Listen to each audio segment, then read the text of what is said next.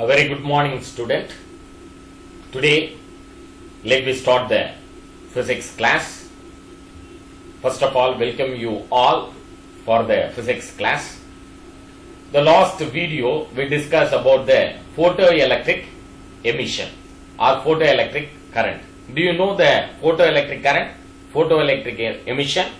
So I am going to once again remember the concept of photoelectric current.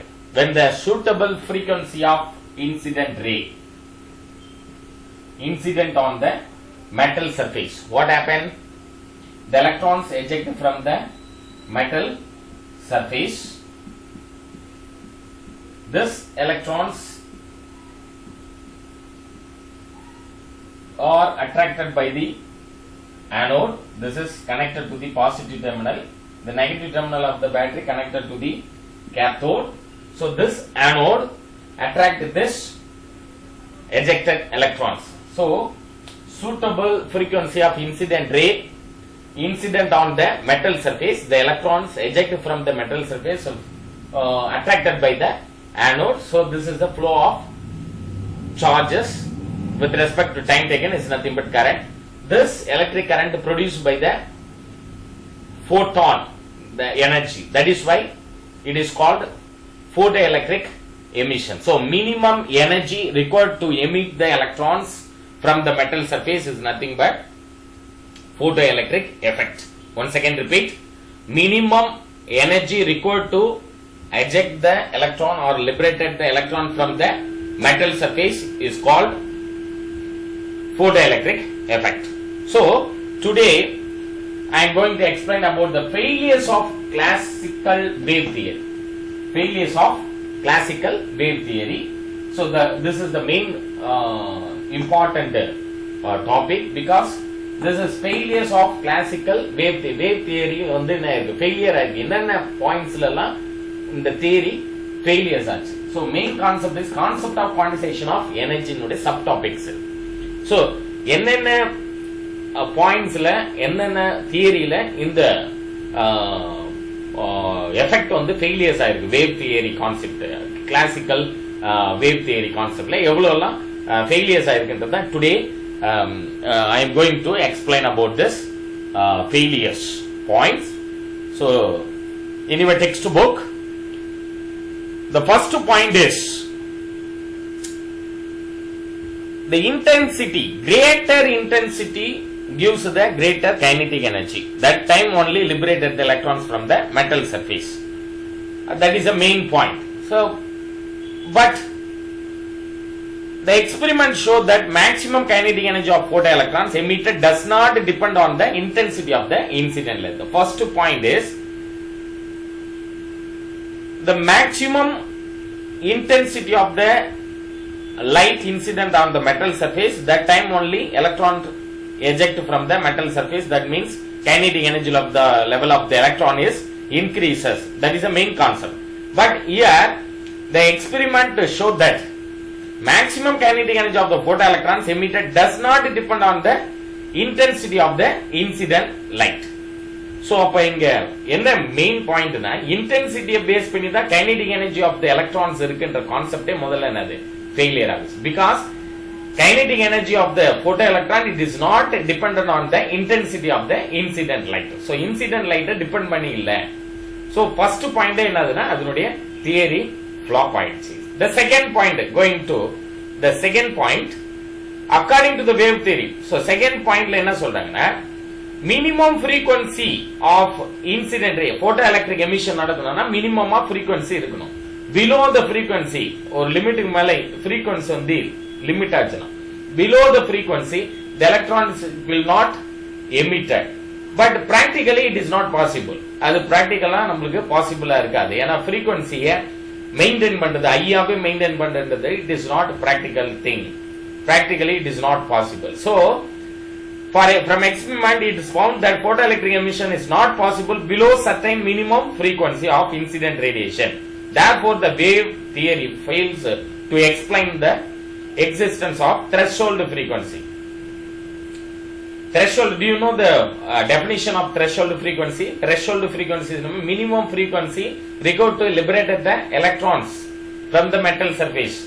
And below the minimum frequency range, the photoelectric, the electron, it will not eject from the metal surface. So that is the main concept of photoelectric emission. So minimum energy required to liberate the electrons from the metal surface, that frequency is called the threshold frequency, because threshold frequency is a bar mari, and the threshold frequency below frequency pochina, the electron, it is not emitted from the metal surface. So that is the main concept. So frequency on the minimum frequency below the range அப்படினு சொன்ன அந்த கான்செப்ட்ல photoelectric emission emit ஆகுன்ற பாயிண்ட்ல தான் இந்த theory என்ன ஆயிடுச்சுனா failures ஆகுது. எப்படி ஆகுது? From the experiment it is found that photoelectric emission is not possible below a certain minimum frequency of the incident radiation.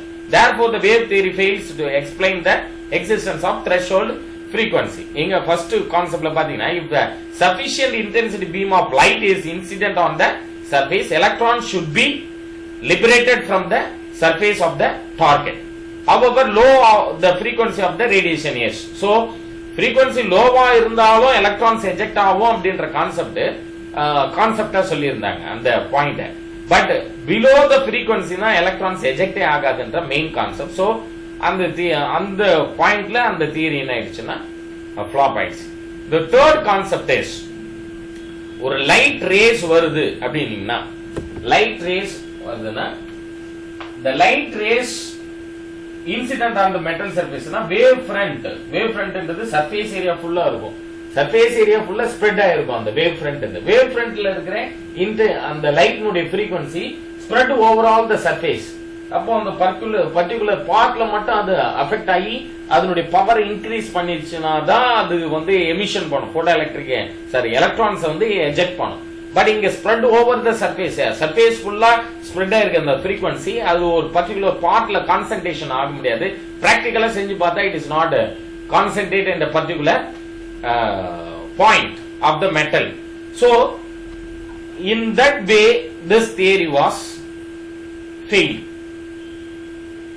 Yeah, the entire wavefront, the electrons which receive energy from it are larger in number. The electron needs considerable amount of time, a few hours, to get energy sufficient to overcome the work function to get liberated from the surface.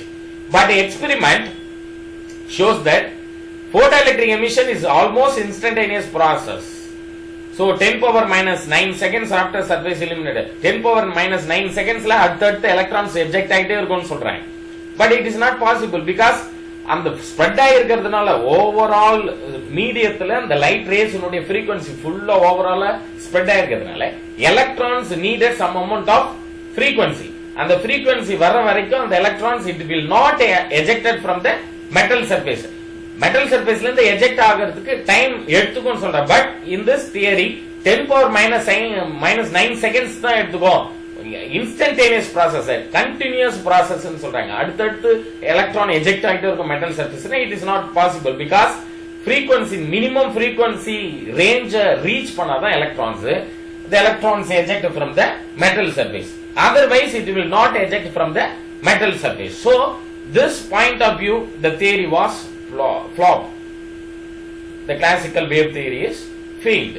So which could not be explained by wave theory. So thus the experimental observations, the photoelectric emission could not be explained on the basis of the wave theory of light. So these are all the points for the failures of classical wave theory. The next topic is concept of quantization of energy. Max Planck proposed quantum concept in 1900 in order to explain the thermal radiation emitted by the black body and the shape of its radiation curves. So in this theory, according to Planck, matter is composed of a large number of oscillating particles which vibrate with different frequency. Matter அப்படின்னா என்னன்னா large amount of particles எல்லாம் சேர்ந்தது தான் அது matters. அந்த matters oscillate ஆயிட்டே இருக்கும், particles எல்லாமே ஆசிலேட் ஆயிட்டே இருக்கும் டிஃபரெண்ட் ஃப்ரீக்வன்சில.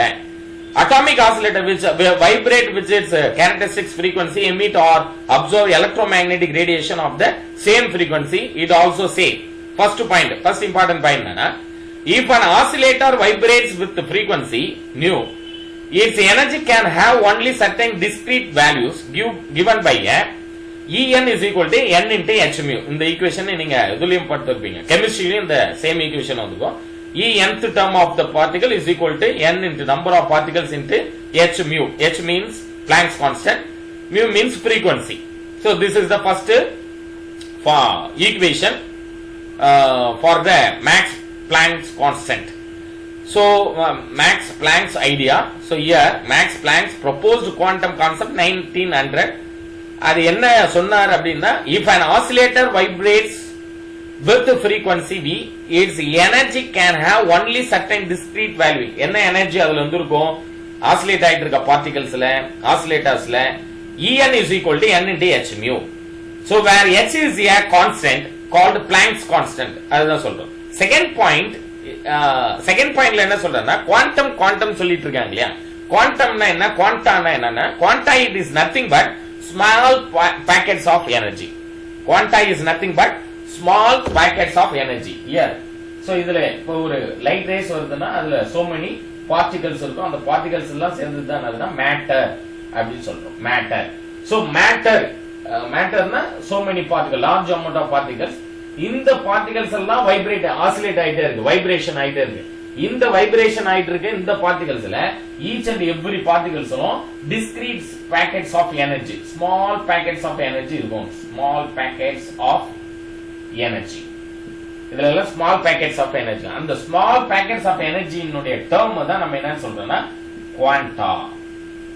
So quantaன்ற நேம்க்கு என்ன மீனிங்னா, discrete packets of energy.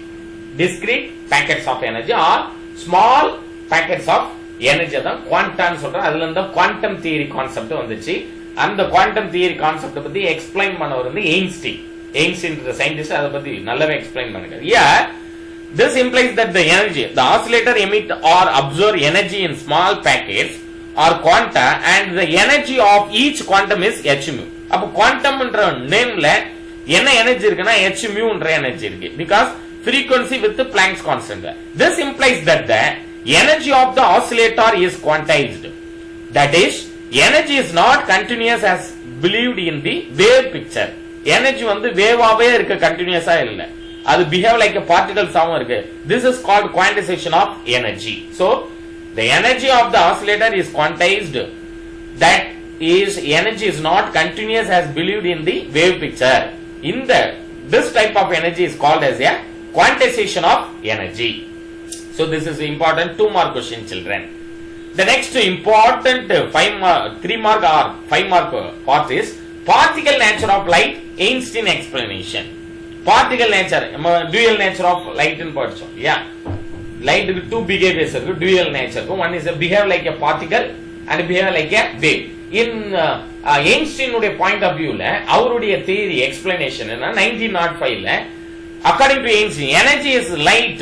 Energy in light is not spread out over wavefront but is concentrated in small packets or energy quanta. இதுதான் நம்ம முன்னாடி சொன்ன small packets of energy, அதுதான் is called quanta. Therefore, light or any other electromagnetic waves or frequency v from the any source can be considered as a stream of quanta. Stream of quanta, and the energy of each light quanta is given by E is equal to h mu. இதுக்கு ஒரு example சொல்லலாம், சூப்பரான ஒரு example. ரேடியேஷனை நம்ம identify பண்ண முடியுமா, radiation நம்ம கண்ணில் பார்க்க முடியுமானா, இப்போ வந்துட்டு அந்த மெர்க்குரி வேப்பர்ல அந்த எல்லோ கலர் லைட், ஸ்ட்ரீட் லைட்லாம் இருக்கும் பாத்தீங்களா, எல்லோ கலர் ஸ்ட்ரீட் லைட், தென் ஒயிட் கலர் லைட் எல்லாம் நம்ம வின்டர் சீசன்ல ரோட்ல போயிட்டு இருக்கும்போது பார்த்தோம்னா அதுல அந்த ஸ்ட்ரீம் நம்ம வந்து we can able to see the stream of light. அந்த லைட் ரேஸ் பாஸ் ஆகும்போது அந்த இடத்துல பாத்தீங்கன்னா ஒரு டஸ்ட் பார்ட்டிகல்லாம் மூவ் ஆகுற மாதிரி இருக்கும், அது ஒரு ஸ்டீம் மாதிரி இருக்கும், அந்த இடத்துல ஏதோ ஒரு புகை இருக்க மாதிரி. அந்த லைட் சேஞ்சஸ் ஆனாலும் அந்த லைட் ரேஸ் வர அந்த பர்டிகுலர் பார்ட்டை பார்த்தாச்சுன்னா அதுல தெரிஞ்சிடும். இப்ப ஈவன் நம்ம ரெய்னி சீசன்ல கூட நம்ம நைட் டைம்ல ரெயின் ஃபால் ஆகுதா இல்லையான்னு எப்படி, how will you find out the rainfall? எங்க லைட் அடிக்குதோ, இல்ல நம்ம 2 வீலர்ல போயிட்டு இருக்கோம், 4 வீலர் போனா 4 வீலர்னுடைய லைட் கிட்ட நியர்பை பார்த்தாச்சுன்னா அந்த ரெயின் வாட்டர்ஸ் ஃபால் ஆகிறது ஈஸியா நம்ம ஐடென்டிஃபை. அப்போ லைட் ரேஸ் படும்போது அதுல அந்த ஸ்டீம்ன்றது நல்லாவே தெரியும்.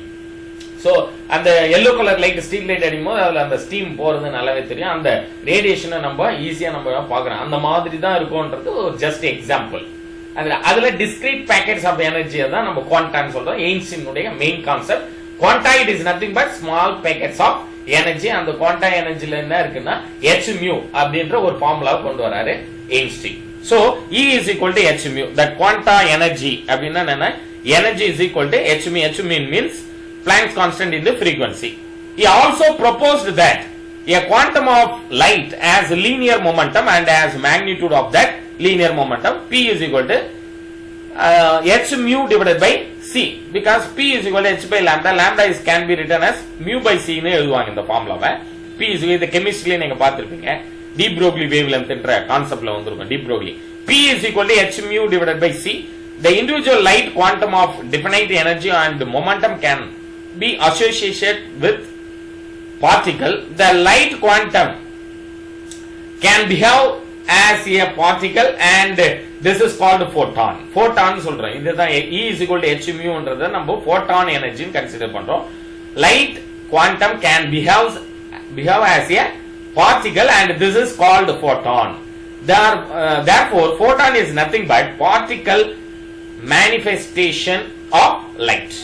So photon என்ன sir? What is meant by photon? Characteristics of photon. Photon பத்தி ஒரு characteristics என்ன கொடுக்குறேன்? According to the particle nature light, photon are the basic constituent of any radiation and possess the following characteristics properties. Photon நம்ம பார்த்தாச்சுன்னா photon is nothing but அது invisible ஒரு particles. Photonsல என்னன்னா massless particle. Photonக்கு மாஸே இல்ல. Mass வந்து 0 mass. But it contains the energy. Energy இருக்கும் அதுல. Mass இல்ல but energy இருக்கும். பட் ஏன்ஷியன்ட் ஃபார்முலால பாத்தீங்கன்னா E is equal to mc square நம்ம பார்த்திருப்போம். Energy is equal to mass into velocity square. C means velocity of the light, so square of the velocity of light னு சொல்றோம். So E is equal to mc. But special character of photons. Photons னுடைய special characterனா massless substance. அது ஒரு massless substance but it contains the energy. அதுக்கு ஒரு energy இருக்கும். அதுதான் h mu அப்படினு சொல்றோம். அதுல பாத்தீங்கன்னா E is equal to h mu ல மாஸ்ன்றதே இல்ல. Planck's constant into frequency னு சொல்றோம். E energy is equal to h mu. அதனால தான் de Broglie wavelengthல E is equal to mc square h mu என்ன பண்ணுவோம்? ரிலேட் பண்ணுவோம். ரிலேட் பண்ணும்போது நமக்கு வருதுன்னா மொமெண்டம் அப்படின்றது கான்செப்டா நமக்கு ஒரு டெரிவேஷன் நம்ம டெரைவ் பண்ணோம். So in this characteristics of photons, the first point is photon of light of frequency mu and wavelength lambda will have energy. அதுல energy இருக்கு given by what type of energy? E is equal to h mu. Mu can be written as c by lambda. hc divided by lambda because mu means frequency. Frequency is equal to velocity divided by wavelength. So second point is the energy of photon is determined by the frequency of the radiation and not by its intensity, and the intensity has no relation with the energy of the individual photons in the beam. Already நமக்கு தெரியும் intensity க்கு energy க்கு என்னன்னா relation கிடையாது. Intensity has no relation with the energy because electron emission நடக்கிறது வந்து intensity base பண்ணி இல்ல. Intensity of the light அது பேஸ் பண்ணி தான் energy of the electrons ன்றத fix பண்ண முடியாது. Okay.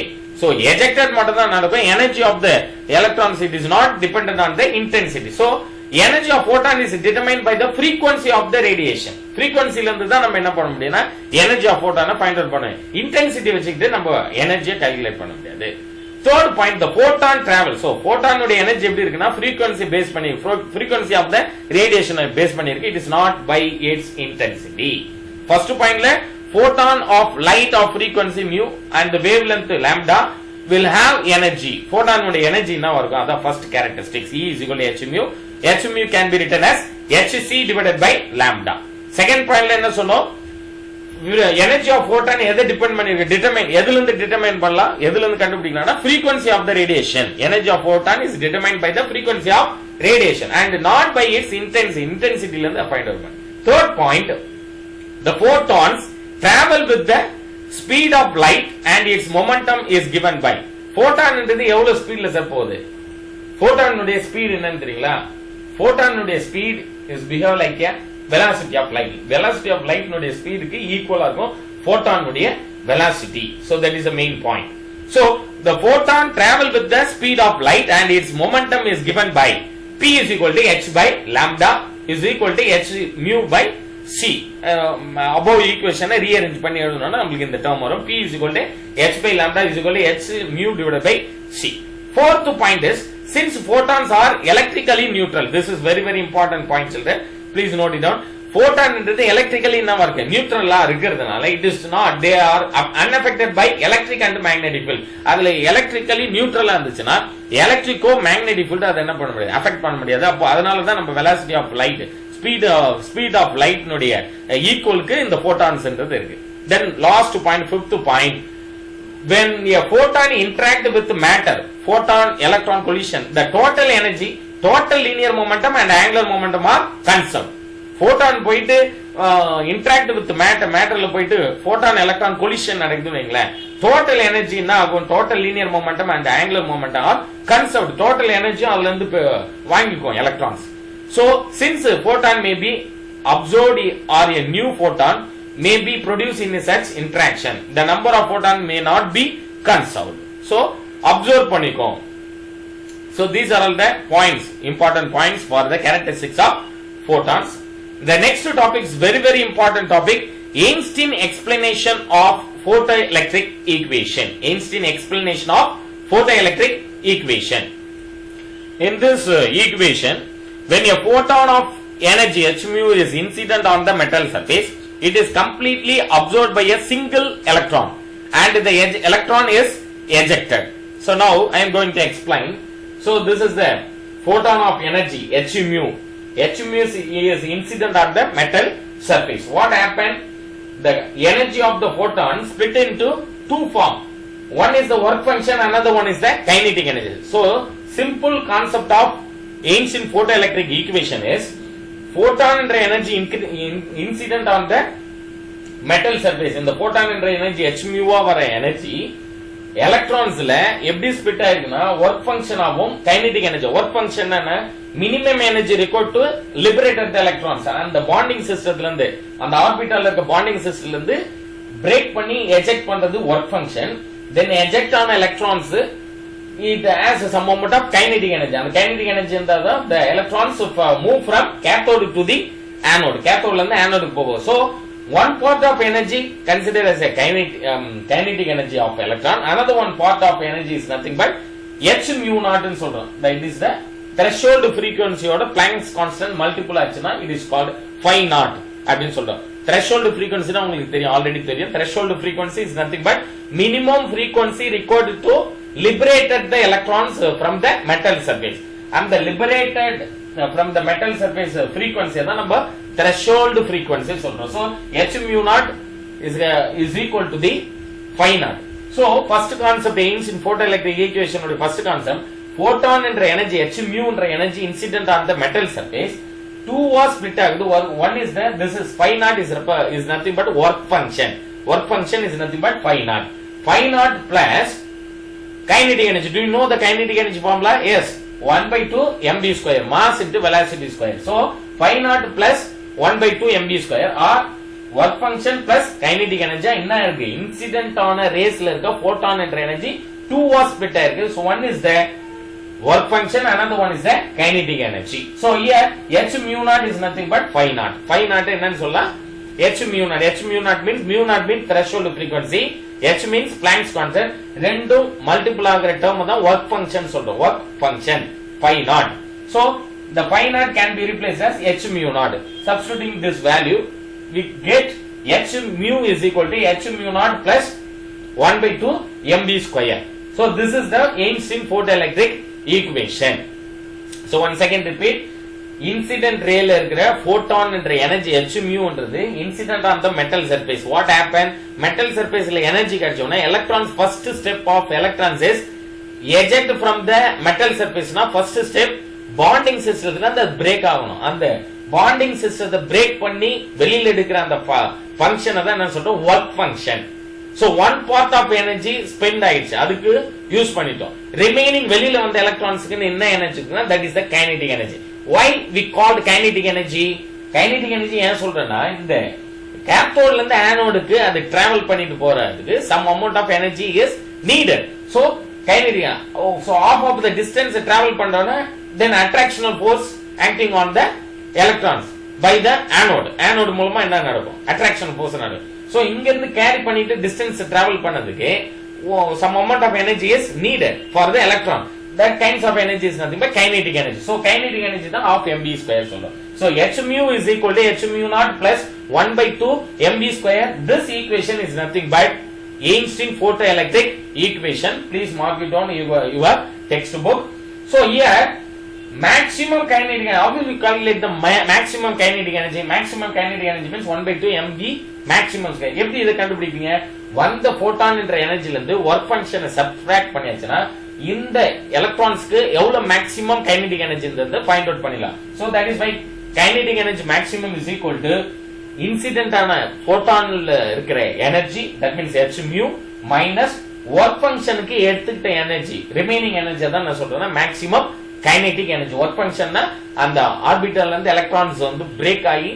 பாண்டிங் சிஸ்டம் பிரேக் ஆகி வெளியில வர்றதுக்கு ஸ்பெண்ட் பண்ண எனர்ஜி தான் work function சொல்றோம் அந்த ஸ்பெண்ட் பண்ண எனர்ஜியை சப்ட்ராக்ட் பண்ணியாச்சுனா ரிமைனிங் பார்ட் ஆஃப் எனர்ஜி தான் maximum kinetic energy ன்னு சொல்றோம் so in your text book so h mu is equal to 5 naught plus 1 by 2 mv square so this is the Einstein photoelectric equation concept so h mu is equal to h mu naught plus 1 by 2 mv square please mark it down this is the very important formula for your 2 mark problem then objective types problem then 3 mark problem also so Einstein photoelectric equation so by this graph we can easily understand this concept so frequency க்கும் kinetic energy maximum க்கும் ஒரு graph plot பண்றோம் h mu naught ன்றது negative டைரக்ஷன்ல போகுது கிராஃப்ல இருந்து negative direction போகுது because some amount of energy என்ன பண்ணுது பிரேக்கிங் சிஸ்டத்துக்காக எடுத்துக்கும்போது அது சப்ட்ராக்ஷன் நடக்குது எதுல இருந்து சப்ட்ராக்ஷன் அது h mu ல இருந்து h mu naught subtracted remaining part of energy தான் நம்ம சொல்றோம் maximum kinetic energy so இந்த part of graphல இந்த particular part h mu naught இருந்தது negative that means subtraction from the h mu ன்னா photon என்ற எனர்ஜில இருந்து சப்ட்ராக்ட் ஆகுறதுனால அது நெகட்டிவ் டைரக்ஷன்ல இருக்கு remaining part from this point to this point is nothing but maximum kinetic energy சொல்றோம் அதுதான் remaining part here mu naught is the threshold frequency னா அதுதான் minimum frequency அந்த region தான் எலக்ட்ரான் எஜெக்ட் ஆகணுமா இல்ல எஜெக்ட் ஆக கூடாதான்ற ஃபிக்ஸ் பண்ற region that particular frequency so a graph between maximum kinetic energy Kmax of the photoelectron and frequency mu of the incident light is a straight line as shown in this figure straight line போயிட்டு இருக்கு frequency increase ஆக kinetic energy level increases அப்பதான் straight line நமக்கு graph கிடைக்கும் so frequency is directly proportional to the kinetic energy அப்படி கூட சொல்லலாம் frequency is directly proportional to when you increases the frequency means the kinetic energy of the electron also increases the slope line is h and it is y intercept is minus 5 naught இதுதான் நான் கொஞ்ச நேரத்துக்கு முன்னாடி explain பண்ணேன் Einstein equation was experimentally verified by R.A. Millikan he drew maximum kinetic energy versus the graph frequency that is kinetic energy versus frequency graph for many metals அவர் எடுத்துக்கிட்ட மெட்டல்ஸ்லாம் என்னென்ன select பண்ணி இதை ப்ரூவ் பண்றதுக்காக இருக்குன்னா caesium potassium sodium and lithium என்ற மெட்டல்ஸ்ல வந்துட்டு light race போட்டான் என்ற எனர்ஜியை இன்சிடென்ட் பண்ண முடியாது அதுல இருந்து எலக்ட்ரான் எஜெக்ட் ஆகும்போது அந்த ஃப்ரீக்வன்சிக்கும் கைனடிக் எனர்ஜி ஆஃப் த எலக்ட்ரானுக்கும் உள்ள மேக்ஸிமம் கைனடிக் எனர்ஜி ஆஃப் எலக்ட்ரான்ஸுக்கும் உள்ள கிராஃப் தான் அவர் போட்டிருக்காரு மேல பாத்தீங்கன்னா உங்களுக்கு graph caesium potassium sodium graph பாத்தீங்கன்னா உங்களுக்கு electron volt kinetic maximum kinetic energy எவ்வளவு சப்ட்ராக்ஷன் ஆகுது h mu ல இருந்து பாத்துக்கலாம் டோட்டல் அமௌண்ட் ஆஃப் எனர்ஜில இருந்து சிசிஎம் ஆட்டத்துல 2.14 எலக்ட்ரான் வோல்ட் இருந்துச்சுன்னா அந்த எலக்ட்ரான்ஸ் பாண்டிங் சிஸ்டத்துல இருந்து பிரேக் ஆகிறதுக்கு எடுத்துக்கிட்ட எனர்ஜி எதுல இருந்து h mu என்ற போட்டான் எனர்ஜில இருந்து 2.14 எலக்ட்ரான் வோல்ட் என்ற எனர்ஜி சிசிஎம் என்ற எலிமெண்ட் அந்த எலக்ட்ரான்ஸ் பாண்டிங் சிஸ்டத்துல இருந்து பிரேக் ஆகிறதுனால பிரேக் பண்ணி வெளியில வர்றதுக்காக எடுத்துக்கிச்சு for potassium minus 2.30 electron volt for sodium minus 2.75 electron volt for calcium minus 3.20 electron volt ன்னு சொல்லிட்டு different elements different amount of energy எடுத்துக்கிட்டு electrons bonding system பிரேக் பண்ணி say remaining the next point is Millikan also calculate the value of Planck's constant h is equal to 6.626 into 10 power minus 34 joules second. And work function of many metals Cs, K and Na, Ca, these values are in agreement with the theoretical prediction. So Millikan and the Planck's constant value என்ன பண்ணிருக்காரு verify பண்ணிருக்காரு இந்த metals எல்லாம் வச்சு. The next concept is explanation for the photoelectric effect.